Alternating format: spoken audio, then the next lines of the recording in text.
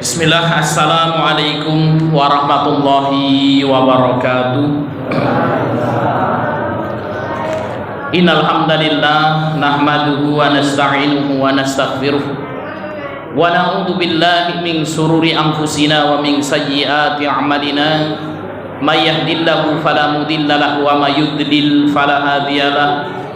Nashhadu an la ilaha illallah wa nashhadu anna Muhammadan abduhu wa rasuluh la nabiyya wa rasula ba'da. Faqad qala ta'ala fil Qur'anil Karim, ya ayyuhalladzina amanu taqullaha haqqa tuqatih wa la tamutunna illa wa antum muslimun.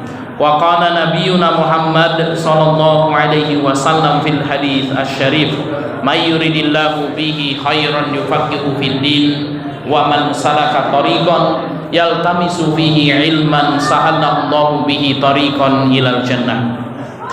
Bapak Ibu jamaah Masjid Taqwa yang dimuliakan Allah Subhanahu wa taala, puji syukur kita haturkan atas kehadiran Allah yang telah memberikan kepada kita nikmat dan hidayahnya, baik itu nikmat iman, Islam, dan juga nikmat kesehatan, sehingga pada kesempatan malam hari ini Allah mudahkan kita untuk bersama-sama mengkaji ilmu agama yang disyariatkan oleh Allah Subhanahu wa taala. Salawat dan salam semoga senantiasa tercurahkan kepada junjungan Nabi besar kita Muhammad sallallahu alaihi wasallam beserta keluarganya, para sahabatnya, para tabi'in, tabi'ut tabi'in, dan seluruh pengikutnya yang senantiasa mengikuti jejak dan risalah beliau sampai yaumul qiyamah. Bapak Ibu yang dimuliakan Allah Subhanahu wa taala, kita lanjutkan kajian kita. Kita masih membahas tentang keutamaan bermajlisul ilmi atau keutamaan bermajlis taklim, keutamaan ngaji ilmu agama. Kita masuk di keutamaan yang keempat, Bapak Ibu yang dimuliakan Allah Subhanahu wa taala. Orang-orang yang hadir di majelis ilmu akan mendapatkan amal jariah yang terus mengalir walaupun orang tersebut telah meninggal dunia. Rasul sallallahu alaihi wasallam bersabda dalam hadis yang diriwayatkan oleh Imam Muslim, idza matal insan, apabila anak Adam atau manusia meninggal dunia, apabila anak Adam wafat, apabila anak Adam sedo, kalau orang Jawa bilang, inqata'a anhu amaluhu, seluruh amal-amalnya akan terputus. Jadi Bapak Ibu yang dimuliakan Allah Subhanahu wa taala, melalui hadis ini baginda Muhammad sallallahu alaihi wasallam menyebutkan kepada kita tentang kematian. Idza matal insan, apabila manusia meninggal dunia. Yang dimaksud dengan maut atau kematian, Bapak Ibu yang dimuliakan Allah Subhanahu wa taala, berasal dari kata bahasa Arab, berasal dari fi'il mata yamutu mautan, yang artinya adalah as-sukun. Jadi mati itu secara bahasa sukun, diam, tidak bergerak. Yang dimaksud dengan kematian secara istilah adalah berpisahnya ruh dari jasad manusia serta tidak berfungsinya anggota tubuh untuk beramal. Jadi Bapak Ibu yang dimuliakan Allah Subhanahu wa taala, kita bisa hidup sampai hari ini karena ada dua unsur yang menyatu di dalam hidup kita, yaitu unsur ruh dan jasad. Ketika Allah Subhanahu wa taala pisahkan antara ruh dengan jasad kita, Bapak Ibu yang dimuliakan Allah Subhanahu wa taala, maka ketika itu seseorang akan mengalami kematian ini. Dan ruh kita, Bapak Ibu yang dimuliakan Allah Subhanahu wa taala, lebih dulu diciptakan daripada jasad kita. Oleh karena itu di dalam Al-Qur'an Allah mengabarkan kepada kita semuanya pernah dikumpulkan oleh Allah Subhanahu wa taala di alam ruh. Kemudian Allah bertanya kepada kita, alastu bi rabbikum, bukankah aku ini adalah Tuhanmu? Maka ketika itu Pak Haji Ponco Pak Haji Soleh, saya dan semuanya Bapak Ibu yang dimuliakan Allah Subhanahu wa taala mengatakan kepada Allah Subhanahu wa taala, bala syahidna, benar ya Allah, sesungguhnya Engkau ini adalah Tuhan kami ya Allah. Maka Bapak Ibu yang dimuliakan Allah Subhanahu wa taala, lahirlah manusia di muka bumi ini. Maka Rasul sallallahu alaihi wasallam mengatakan, kullu mauludin yuladu 'alal fitrah. Setiap manusia yang lahir di muka bumi ini lahir dalam kondisi fitrah, lahir dalam kondisi Islam. Bapak Ibu yang dimuliakan Allah, kenapa di alam roh kita sudah yang dipersaksikan oleh Allah, sudah ditanya oleh Allah tentang ya ketauhidan kita, kita telah bersaksi bahwasanya Allah Subhanahu wa taala adalah Rabb kita. Terlahir kita di dunia ini dengan roh dan jasad, dan Rasul mengabarkan a'maru ummati baina sittina wa sab'in, rata-rata umur umatku antara 60 sampai 70 tahun. 60 tahun seseorang, 70 tahun seseorang, dicabut nyawanya oleh Allah Subhanahu wa taala, dipisahkan antara ruh dan jasadnya. Jasad akan menjadi tanah dan hancur, sementara ruh masih tetap ada. Maka ruh kita Bapak Ibu yang dimuliakan Allah Subhanahu wa taala, ketika diciptakan maka tidak akan mengalami kematian selama-lamanya. Akan dipindahkan ruh kita ke alam barzakh. Yang hancur badan kita Bapak Ibu yang dimuliakan Allah, tapi ruh berpindah ke alam barzakh, menunggu datangnya hari kiamat. Ditiup sangkakala datang hari kiamat, dikumpulkan manusia di ardil mahsyar, di padang mahsyar. Dan para ulama mengatakan ardul mahsyar adalah bumi yang baru. Bumi ini dihancurkan, didatangkan bumi yang baru lagi. Dan para ulama mengatakan ardul mahsyar, dikumpulkan seluruh manusia. Tempatnya ardul mahsyar adalah tepat di Palestina hari ini. Jadi apa? Palestina itu adalah ardul mahsyar Bapak Ibu yang dimuliakan Allah Subhanahu wa taala. Namun bukan bumi yang ini. Allah hancurkan bumi, ganti yang baru, di situ ardul mahsyar. Dikumpulkan manusia di ardul mahsyar. Nah, ketika kemudian apa? Dikumpulkan di ardul mahsyar ini Bapak Ibu yang dimuliakan Allah, manusia itu akan Allah Subhanahu wa taala bangkitkan dengan ruh dan jasad kembali Bapak Ibu. Jadi apa? Kalau ada orang meninggal dunia, ruh sama jasadnya berpisah, badannya hancur, kemudian ruhnya pindah ke alam barzakh, ditiup sangkakala, terjadi kiamat, dibangkitkan kembali. Maka ketika itu apa? Manusia dibangkitkan kembali, disatukan kembali badannya yang hancur itu, Allah hidupkan kembali, rohnya Allah balikkan lagi. Jadi apa? Di padang mahsyar Bapak Ibu yang dimuliakan Allah Subhanahu wa taala, itu bukan hanya ruh saja, akan tetapi ruh dan jasad kita. Ketika dihidupkan di padang mahsyar ini, ada yaumul hisab, ada yaumul mizan, ada surga dan neraka. Maka orang masuk neraka Bapak Ibu yang dimuliakan Allah Subhanahu wa taala, itu yang masuk neraka roh dan jasadnya. Maka kalau kita lihat siksaan-siksaan neraka itu, ada seorang yang kemudian dihancurkan badannya oleh Allah Subhanahu wa taala sampai kemudian dibakar, ya kulitnya hangus, badannya hangus, kemudian Allah kembalikan lagi kulitnya. Sehingga kemudian apa? Ya diteliti oleh para ulama, kenapa kok kemudian ketika kulitnya dihancurkan kemudian dibalikkan lagi, disiksa lagi? Karena kulit itulah yang merasakan rasa panas, kulit itu yang merasakan rasa sakit. Ketika kulitnya sudah hilang semua, ya badannya sudah hancur, tidak kerasa lagi, maka oleh Allah Subhanahu wa taala dikembalikan lagi sehingga kemudian bisa merasakan siksanya Allah Subhanahu wa taala. Dan ketika seorang masuk surga, itu masuk surganya roh dan jasad Bapak Ibu yang dimuliakan Allah Subhanahu wa taala. Ketika seorang meninggal dunia Bapak Ibu yang dimuliakan Allah Subhanahu wa taala, in qata'a amalahu, maka seluruh amal-amalnya terputus. Yang tadinya rajin ke masjid ketika meninggal dunia sudah tidak bisa lagi datang ke masjid.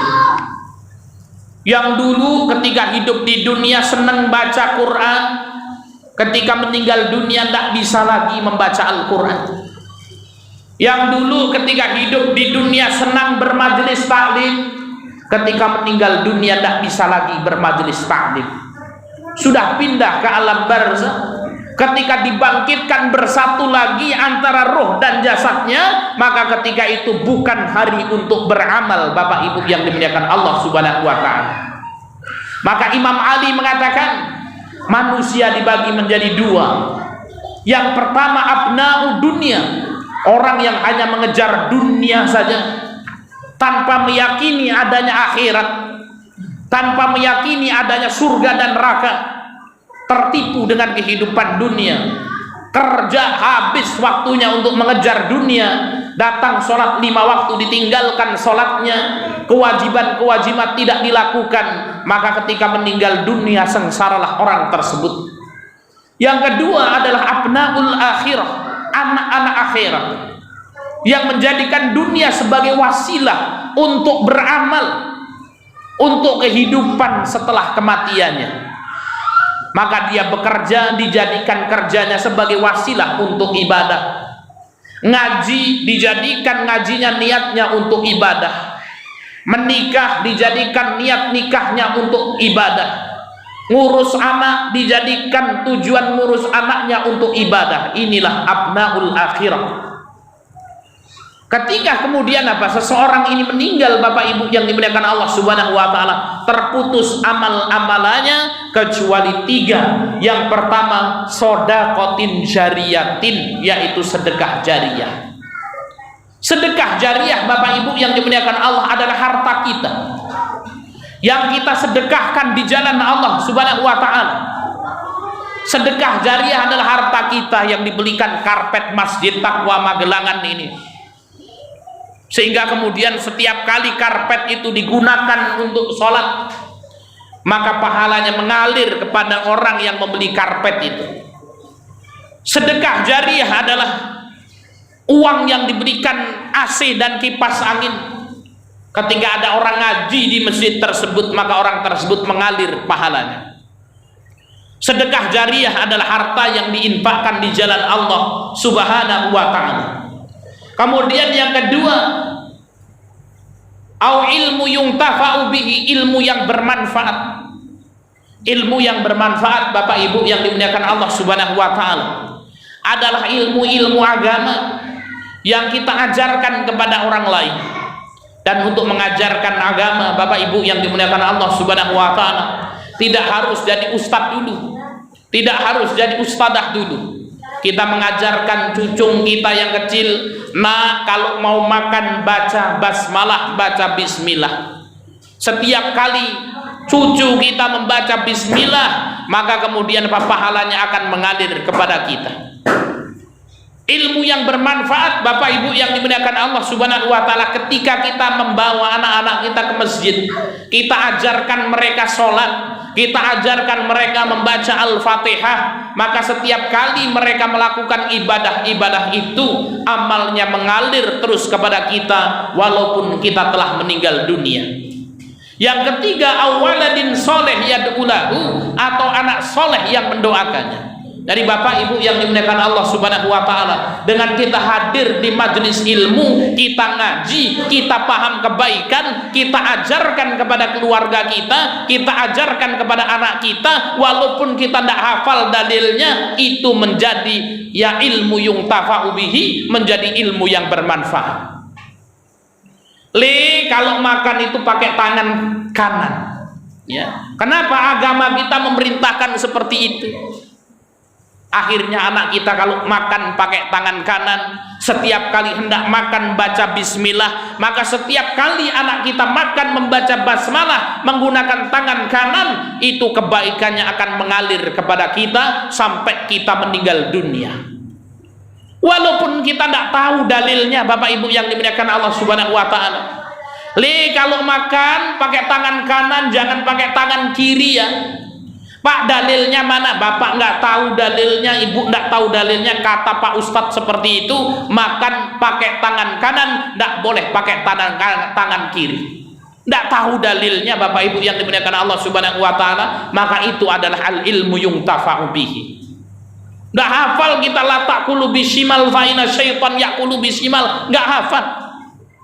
Jangan makan dengan tangan kiri karena setan makan dengan tangan kiri. Wah, hadis rawahu Bukhari Muslim, tidak apa. Tapi kita tahu dengan ngaji itu kita tahu kebaikan.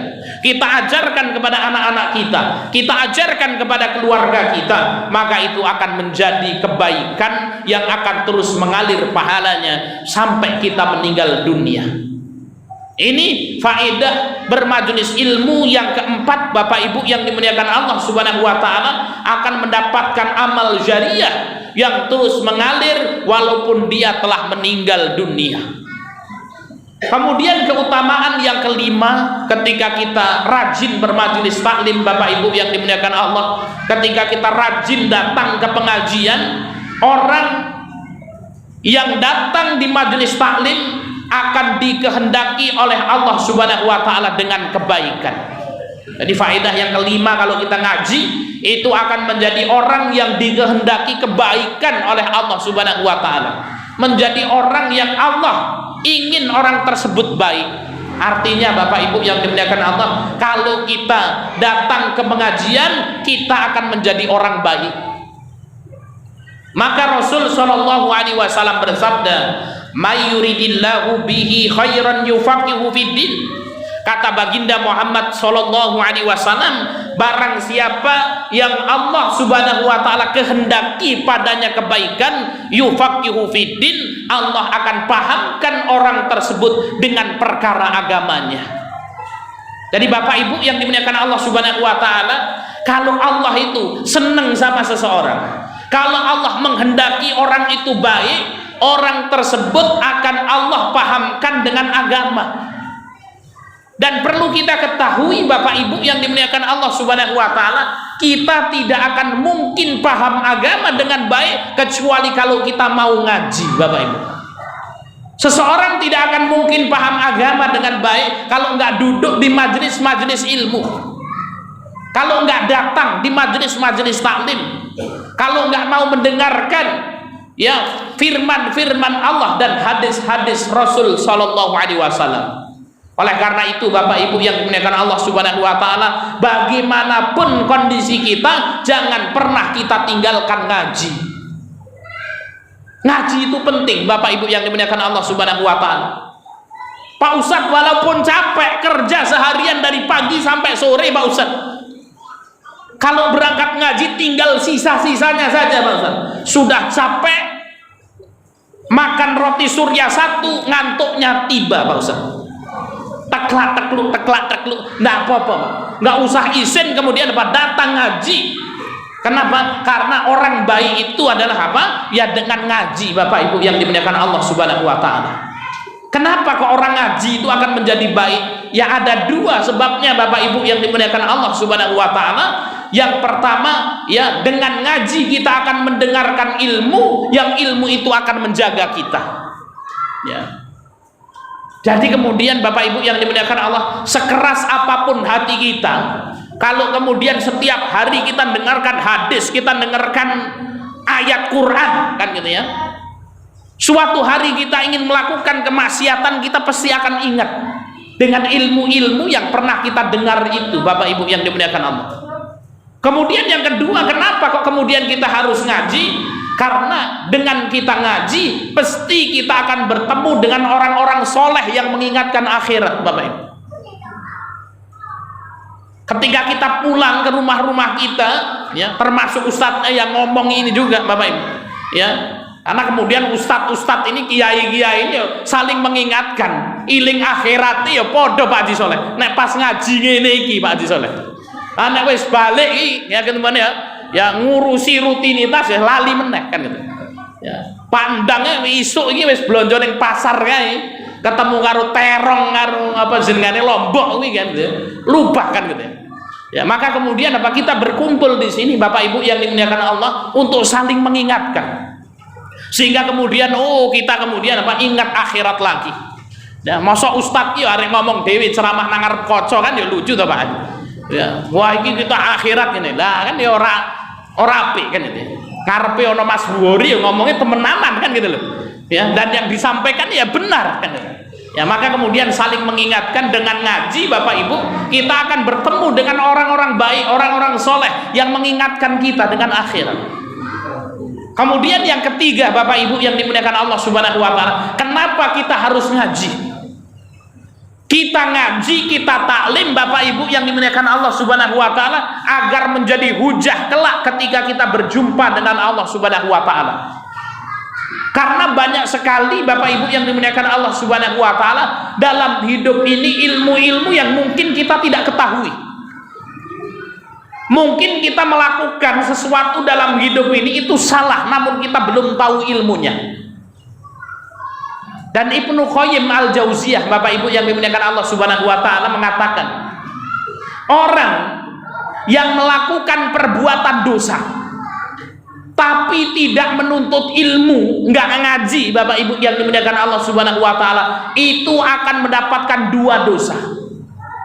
Contoh perbuatan dosa iki apa Mas Bukhari? Minum minuman keras misalnya, ngombe tua, kan gitu ya. Nah, ini orang mau ngombe tua ini, gelegak kan gitu ya. Habis itu apa meninggal dunia ditakoni karo malaikat nih, menungso, apa kowe ngombe tua susu gendruwo diombe nih, kan gitu ya. Kan gitu ya. Maka kemudian ya Allah, saya tidak tahu ya Allah kalau ini haram. Ya, jari ini konco-konco figur apa jenengan kuwi deres saka wit kambil kuwi ya kan. Saya ndak tahu ngaji atau ndak kamu itu ndak ngaji, maka kemudian apa ya dosanya dua. Satu ya dia mendapatkan dosa atas kesalahan yang ia lakukan. Yang kedua karena ketika ia hidup di dunia dia tidak menuntut ilmu. Ada orang melakukan kesalahan Bapak Ibu yang dimuliakan Allah Subhanahu wa taala, dipanggil sama Allah Subhanahu wa taala, kenapa kamu melakukan kesalahan? Ya Allah, saya tidak tahu kalau ini salah ya Allah. Kenapa nggak tahu kok ini salah ini? Kenapa sebabnya? Ngaji ya orang gue. Ngaji ya Allah di Masjid Magelangan itu ya, walaupun ngantuk-ngantuk ya Allah. Maka kemudian apa? Allah Subhanahu wa taala mengatakan karena kamu ngaji dan ini berarti apa? Ilmunya belum sampai, maka diampuni insyaallah Bapak Ibu yang dimuliakan Allah. Maka ngaji itu penting Pak. Raketa ngantuk turu-turu kan ya, males dan lain sebagainya, supaya besok nek dhewe ditakoni Gusti Allah gitu. Nek ana sesuatu sing ora ngerti ditakoni, ngaji napa mboten? Ngaji ya Allah. Oh nek ngaji berarti ilmune urung sampai kan gitu loh. Ditakoni ngaji apa ora? Lah iki ilmune ora sampai-sampai kan gitu loh. Nah, maka kemudian apa? Ya, dengan bermajelis taklim Bapak Ibu yang dimuliakan Allah Subhanahu wa taala menjadi hujah kita kelak di hadapan Allah Subhanahu wa taala. Maka Ibnu Mubarak rahimahullah mengatakan Bapak Ibu, ajibtu, sungguh aku heran, liman lam yatlubil ilma, sungguh aku heran, gumun kata Ibnu Mubarak ini kepada orang-orang yang enggak menuntut ilmu, kepada orang-orang yang enggak ngaji. Kaifa tad'u nafsahu ilal makramati, bagaimana mungkin wong ora ngaji tapi kepingin dadi wong apik. Itu kata Ibnu Mubarak. Ya, ini disebutkan dalam Syiar al-A'lam an-Nubala. Ya, ini perkataan Ibnu Mubarak. Ya, Ibnu Mubarak mengatakan ajibtu, sungguh aku heran, gumun, liman lam yatlubil ilma kaifa tad'u nafsahu ilal makramah. Wong pengin apik ning ra tau ngaji, itu mustahil kata Abdullah bin Mubarak. Ya, maka kalau kita pengin dadi wong apik Bapak Ibu yang dimuliakan Allah Subhanahu wa taala, hadir di majelis-majelis ilmu, jangan kita tinggalkan majelis ilmu. Walaupun nggak bisa setiap hari, ya minimal seminggu sepisen. Ya, seminggu sepisen wis Pak Ustaz, didobel karo Jumatan. Kan gitu ya. Maka kemudian apa? Kalau saking sibuknya Bapak Ibu yang dimuliakan Allah, Rasul itu bersabda seperti ini, kun aliman, menungso, jadilah kamu itu seorang alim. Alim itu orang yang mengajarkan kebaikan kepada orang lain. Kalau kita nggak bisa menjadi alim au muta'alliman atau jadi muta'alim. Muta'alim itu apa Bapak Ibu yang dimuliakan Allah? Muta'alim itu orang yang belajarnya sungguh-sungguh. Ngajine temenanan. Ngaji nggawa buku, nyatet, ngrungokne, diapal, itu muta'alim. Ini kira-kira muta'alim apa udah iki Pak Riz? Urung muta'alim. Ya, santriwati ning pondoke muta'alim. Yang ngapal Quran nih Pak, kan gitu ya. Santriwati kita ini kalau ujian Quran itu 30 juz sekali duduk itu Pak. Ya, kalau sing ngapalane iki urung lancar, itu ujiannya jam 2 malam wis tangi kan gitu ya. Jam 2 malam tangi, rampung jam 10 bengi. Satu juznya itu nggak boleh salah lebih dari 3 kali. Coba baca Quran ini ngetokke sekapalan nih Pak. Jam 2 malam sudah bangun. Ya Bapak Ibu ora krungu lah kan gitu ya. Neng jero kan gitu ya. Ditunggoni itu sampai jam 10 malam. Kalau ndak lulus sama ustadzanya suruh ngulangi lagi. Ya. Maka biasanya anak-anak ini kalau habis ujian Quran itu Pak, selesai 15 juz sekali duduk, 20 juz sekali duduk, 30 juz sekali duduk, ini biasanya pas suarane entek. Ya. Ini hafalan Quran 30 juz Pak Haji Soleh sekali duduk orang maca Quran. Kita ini kadang-kadang maca Qurane qiraah iki lho Ramadan iki sebulan kan gitu.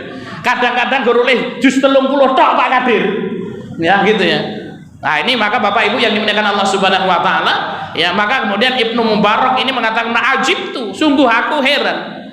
Liman lam yatlubul ilma kaifatat unafsahu ilal makramah. Ya orang pengen apik tapi nggak mau ngaji. Oleh karena itu Bapak Ibu yang dimuliakan Allah Subhanahu wa taala, ya ngaji terus ya. Walaupun ndak usah kemudian malu, Pak Ustaz wong ini iki apa ya pantes nek ngaji. Nah, pantes ra pantes Bapak Ibu yang dimuliakan Allah. Sing penting mangkat ngaji walaupun kemudian ngantuk ning pojokan dhewe enggak masalah. Mangkat ngaji ya terus kan gitu. Ya, walaupun ngantuk-ngantuk kan kadang-kadang yang melek juga toh Pak. Nek pas disindir ustadz yuk melek kan gitu loh, lali meneh turu meneh kan mesti ono satu patah dua patah kata yang kemudian apa yang kita ingat. Nah ini Bapak Ibu yang dimuliakan Allah Subhanahu wa taala, keutamaan menghadiri majelis ilmu yang keenam, Allah akan mengangkat derajatnya.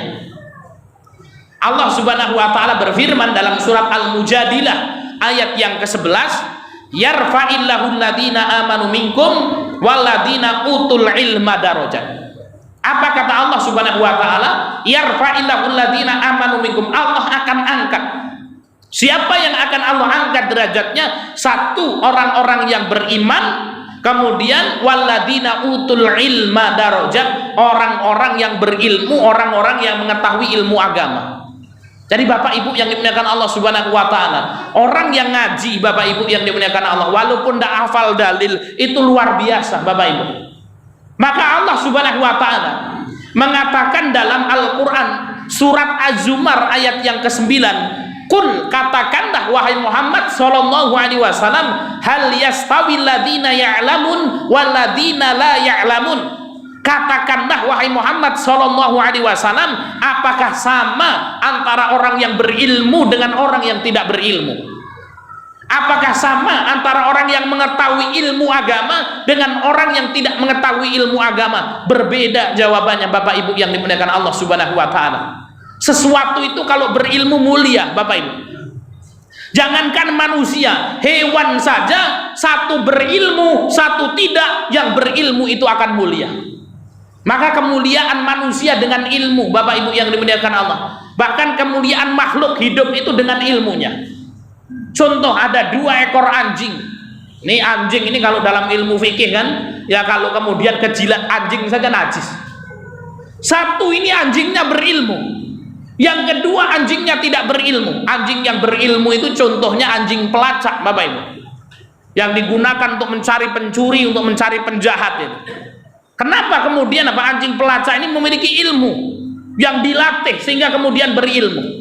Bagaimana hidupnya anjing pelacak ini Bapak Ibu yang dimuliakan Allah Subhanahu wa taala? Dibuatkan rumah yang bagus, omahe apik, panganane biskuit. Nah itu. Kita ini kadang-kadang jarang makan biskuit. Iki lho guguk iki lho, berilmu panganane biskuit, Pak. Ombenane susu. ya aduse wae dikeramasi Pak, ditukoke gizi, disuntik dan lain sebagainya. Kenapa kok sampai mulia ini? Karena ada ilmunya. Yang kedua, anjing yang tidak berilmu, ya anjing gemblong apa-apa ya melaku-melaku nang ngarep omahe Mas Buhori apa dipentung karo Mas Buhori, ya ono anjing lewat ngono kuwi ya nang omahe Mas Agung digebuk Pak, kan gitu ya. Turune terlantar di mana-mana. Jangankan makan biskuit Pak, ya nyolong tulang aja digebuki karo wong. Nah ini kemudian apa? Dua ekor anjing, yang satu berilmu, yang satu tidak. Satu mulia, maka satu tidak. Bahkan dalam syariat Islam, Bapak Ibu yang dimuliakan Allah, kalbun mu'allam, itu anjing yang berilmu ini kalau digunakan untuk berburu Pak. Ana wong duwe guguk iki kemudian apa? Wis dilatih berilmu, kemudian berburu.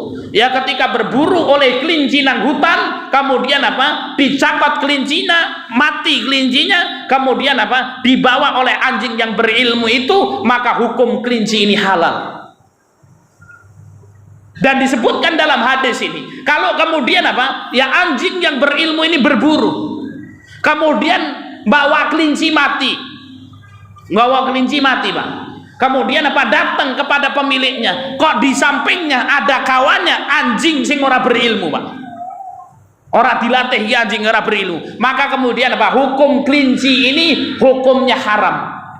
Kenapa? Karena kemudian apa? Ya siapa tahu yang bunuh kelinci ini adalah koncone iki anjing sing bodoh iki mau tadi, sehingga kemudian apa? Nah kalau yang matiin ini anjing yang tidak berilmu ini tadi, maka kemudian apa? Hukum kelincinya menjadi haram. Tapi kalau yang bunuh itu anjing yang berilmu ini, maka kelincinya, daging kelincinya menjadi halal. Kul hal yastawi ladina ya'lamun waladina la ya'lamun. Apakah sama antara orang yang berilmu dengan yang tidak berilmu? Bapak Ibu yang dimuliakan Allah Subhanahu wa taala, maka Allah Subhanahu wa taala itu berfirman ya di dalam surat Al-Muluk itu. Pak Mas Adi ini biasanya ya apal surat Al-Muluk ya pas kumpul langkane bedai surat yang menunjukkan keagungan ya. Sing iso arek diwehi hadiah, aku wis arek ngacung dikat dhisik, kecuali Ustaz Syahid ora oleh jawab kan itu, ora sida oleh hadiah nggih Pak, ana Ustaz Wal Fajri oleh jawab ya. Maka kemudian apa ya, Allah Subhanahu wa taala berfirman ya liyabluwakum ayyukum ahsanu amala. Ya, jadi Allah itu alladzi khalaqal mauta wal hayah. Allah yang menciptakan hidup dan mati. Oh ya, Allah menciptakan hidup, Allah menciptakan mati untuk apa? Liyabluwakum ayyukum ahsanu amala, untuk menguji kalian itu siapa yang paling baik amalnya. Ya. Apa yang dimaksud dengan paling baik amalnya? Fudail bin Iyad mengatakan yang paling baik amalnya itu dua. Yang pertama akhlasuhu, yang paling ikhlas. Yang kedua kata Fudail bin Iyad aswabuhu, yang paling benar amalnya. Apa yang dimaksud dengan amal yang paling benar itu? Yaitu amal yang berlandaskan ilmu, Bapak Ibu yang dimuliakan Allah. Jadi Bapak Ibu yang dimuliakan Allah Subhanahu wa taala, jangan kita itu merasa bangga kalau kemudian apa amale dhewe akeh. Kenapa? Yang dihitung sama Allah itu bukan sekedar okeh amali Pak, tapi apa? Amal yang berkualitas, berlandaskan ilmu. Contoh Bapak Ibu yang dimuliakan Allah Subhanahu wa taala, ya saya sampaikan, yang banyak itu belum tentu banyak pahalanya, yang sedikit itu juga belum tentu sedikit pahalanya. Bisa jadi yang sedikit pahalanya lebih banyak, yang banyak malah raulih pahala yang banyak. Karena amal itu dilihat dari ilmunya. Contoh Bapak Ibu yang dimuliakan Allah, ada orang masuk ke masjid sebelum subuh, maka ada sholat 2 rakaat sebelum subuh. Sholat 2 rakaat sebelum subuh itu sunnahnya rakaat pertama baca surat apa Bapak Ibu? Nah, iki sing 2 rakaat sebelum subuh kuwi lho. Biasanya apa sing diwaca iki? Mbah Bari ini, Mbah Bari. Wah ngantuk-ngantuk iki Mbah Bari kan. Ya sing diwaca apa iki, Mbak? Pertama Al-Kafirun. Sing keloro Al-Ikhlas, Qul huwallahu ahad. Itu sunnahnya 2 rakaat sebelum subuh ya. Apa? Yang pertama Al-Kafirun, yang kedua Al-Ikhlas. Ada orang masuk di pandang mlebu nang masjid, kutuk ya. Aku arek salat 2 rakaat sebelum subuh. men pahalane oke. Rakaat pertama Al-Baqarah awal tekan akhir. Rakaat loro Ali Imran, ya, sampai sikile nerdek-nerdek bahkan gitu ya. Kemudian apa ada yang kedua Mas Agung mlebu kudu ya. Iki nek salat 2 rakaat sebelum subuh sesuai dengan sunnah Rasulullah, maka kemudian Pak rakaat al pertama apa? Kafir. Rakaat kedua qul huwallahu ahad. Rampung Mas Agung karo nunggoni imam turu-turu ngorok-ngorok. Pandang sih bedegek wae kowe salat kan gitu ya. Ya maka kemudian Pak, siapa yang paling banyak pahalanya? Bapak Ibu yang dimuliakan Allah. Salate pandang apa salate Mas Agung? Salate Mas Agung. Kenapa? Karena salate Mas Agung itu ya walaupun sebentar mengikuti sunnah Rasul, mengikuti ilmu. Bapak Ibu yang dimuliakan Allah, pandangi salate Al-Baqarah karo Ali Imran kuwi nggak mengikuti sunnah kan gitu ya. Sehingga kemudian Bapak Ibu yang dimuliakan Allah, ya jangan kita bangga dengan banyaknya amal kita. Sama-sama berinfak 1000 Pak, ini pahalanya bisa beda. Yang satu tahu keutamaan infak walaupun nggak tahu dalilnya. Yang satu infak apa? Yo isin Pak Ustaz, masa apa? Ya onak kotaan infak metu kok kemudian nerang leboke kan gitu loh. Ya maka berbeda Bapak Ibu yang dimuliakan Allah. Ada 2 orang masuk masjid nih, ya sebelum subuh masuk masjid Taqwa Magelang. Yang pertama sholat 2 rakaat itu qobliyah subuh itu tadi, sholat 2 rakaat rampung salam. Yang kedua tingak-tinguk pada sholat kabeh arek langsung jagong ya isin kan gitu ya. Ya sembuh pantes lah melu ae sholat 2 rakaat salam. Ya, Bapak Ibu yang dimuliakan Allah Subhanahu wa taala. Yang pertama berlandaskan ilmu. Yang kedua ndak ada ilmunya, Bapak Ibu yang dimuliakan Allah. Maka kemudian pahalanya berbeda, sholatnya podo 2 rakaat, tempatnya podo, waktune podo, salami bareng. Orang yang pertama dia memiliki ilmu 1. Sebelum masuk ke masjid Taqwa Magelangan, orang tersebut sudah wudhu dari rumahnya. Dia tahu hadis, ora apal hadisnya, gur krungu jarine Pak Ustaz ono salat sunnah bar wudhu. Salat 2 rakaat, siapa yang melaksanakan salat sunnah 2 rakaat setelah wudhu ini, janji Rasulullah wajabat alaihil jannah, pasti dijamin mlebu surga. Salat sunnah wudhu ini yang menjadikan Bilal itu sendalnya wis mlaku-mlaku nang surga. Dia tahu iki, dalile wis ora apal. Pokoknya jari ini Ustaz ngene. Yang kedua Bapak Ibu yang dimuliakan Allah Subhanahu wa taala, orang tersebut masuk masjid ngerti ana salat tahiyatul masjid. Nek mlebu masjid disunahke salat 2 rakaat. Orang tersebut juga tahu yang pertama salat qobliyah subuh kuwi ya pahalane khairu minad dunya wa ma fiha, lebih baik daripada dunia dan seisinya. Sehingga kemudian Bapak Ibu ini ana berapa salat ini Pak Haji Soleh? Salat wis pira? 3. Salat sunah wudu, salat tahiyatul masjid, salat qobliyah subuh, kemudian masuk. Dia tahu kaidah usul fikih itu. Ya, Dr. Abdul Karim Zaidan ya dalam kitabnya ya Qawaidul Al-Fiqhiyah itu mengatakan amalan-amalan sunnah yang tata caranya sama maka boleh digabungkan niatnya. Sehingga kemudian apa ini Mas Buhori ini orang yang pertama yang melebu masjid ya sholat 2 rakaat sebelum subuh Allahu Akbar, diniatkan yang pertama sholat sunnah wudhu, diniatkan yang kedua sholat tahiyatul masjid, diniatkan yang ketiga sholat qobliyah subuh yang pahalanya lebih baik daripada dunia dan seisinya. 2 rakaat Pak dia sholat, digabung niatnya 3, salam, mendapatkan 3 pahala sholat sekaligus. Pahala sholat wudhu diampuni dosanya, dimasukkan ke dalam surga, mendapatkan pahala sholat tahiyatul masjid, mendapatkan pahala sholat 2 rakaat sebelum subuh, lebih baik daripada dunia dan seisinya. Wong keloro orang tahu ngaji iki orang mangkat kan ya tingak-tinguk Pak Haji Soleh sholat 2 rakaat, Pak Habib sholat 2 rakaat, Mbah Bari sholat 2 rakaat, arek jagong isin daripada isin Pak Ustaz. Allahu Akbar. Sholat apa wis sembuh iki sing penting loro kan gitu loh. Ya, sing penting loro, sama-sama salam, sama-sama sholat, maka kemudian apa Pak? Ini yang kedua ini enggak dapat pahala apa-apa, cuman mendapatkan pahala sholat nafilah tok, kan gitu. Kenapa? Karena kemudian tidak ada niatnya. Nah, ini Bapak Ibu yang dimuliakan Allah Subhanahu wa taala, qul hal yastawil ladina ya'lamun wal ladina la ya'lamun. Apakah sama antara orang yang berilmu dengan orang yang tidak berilmu itu? Ya, maka Bapak Ibu yang dimuliakan Allah Subhanahu wa taala, dengan ngaji kita tahu Pak keutamaan-keutamaan. Ya, iuran nasi uduk setiap Jumat isih jalan lagi Pak Habib iki. Isih ya, kan gitu ya, bar subuh iki ya. Pak Sawon semangat kan gitu ya.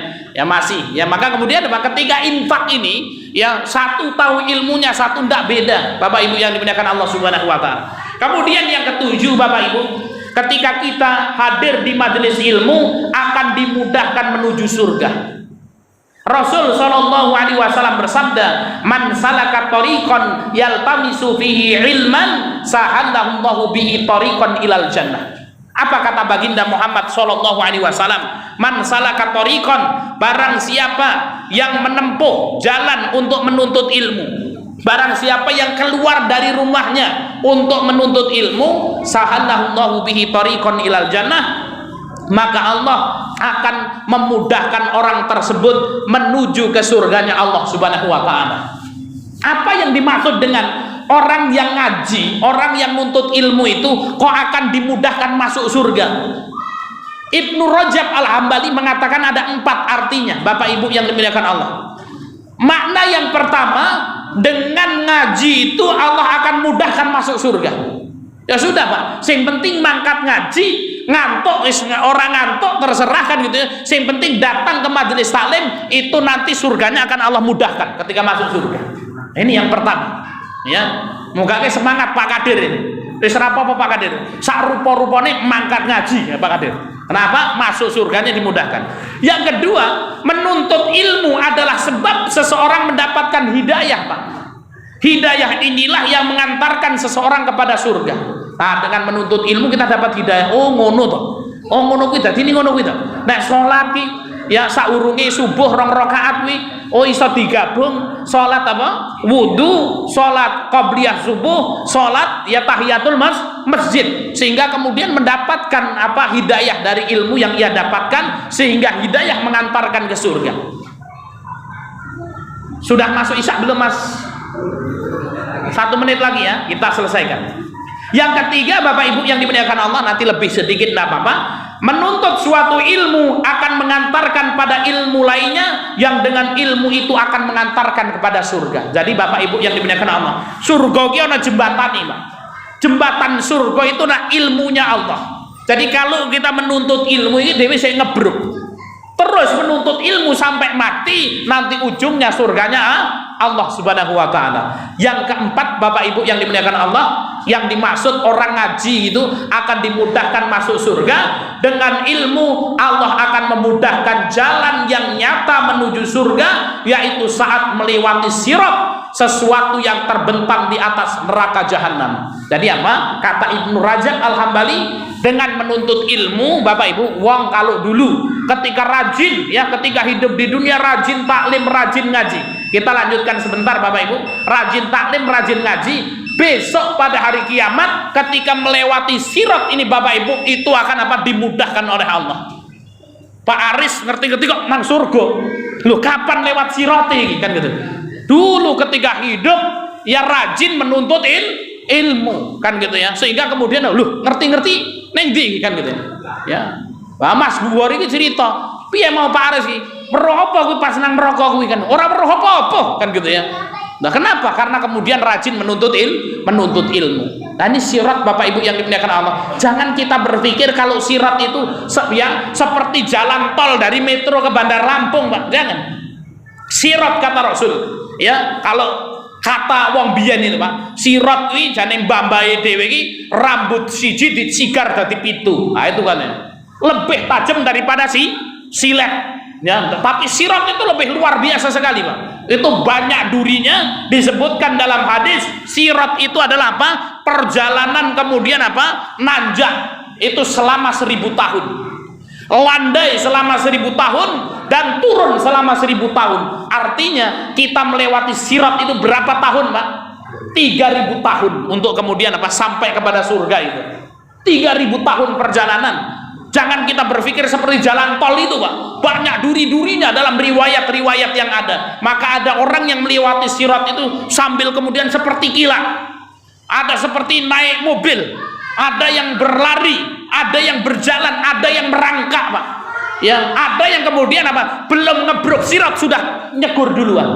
Mudah-mudahan Bapak Ibu yang dimuliakan Allah, dengan kita hadir di majelis ilmu, istiqomah di majelis ilmu, kelak pada hari kiamat ya kita boleh nagih ini, Mas Bukhari.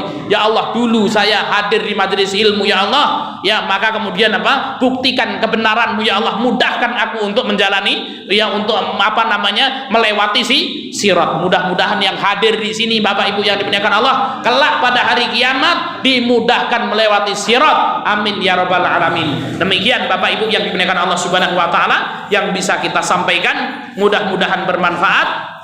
Keutamaan bermajelis ilmu yang keempat, ya majelis ilmu akan menjadi amal jariah. Ya, dengan bertolabul ilmi, dengan ngaji kita akan menjadi orang baik. Yang keenam, dengan ngaji akan diangkat derajat kita oleh Allah, dan dengan ngaji datang ke majelis ilmu ya Allah Subhanahu wa taala akan memudahkan kita menuju surganya. Demikian yang bisa kita sampaikan, kita kembalikan ke pembawa acara.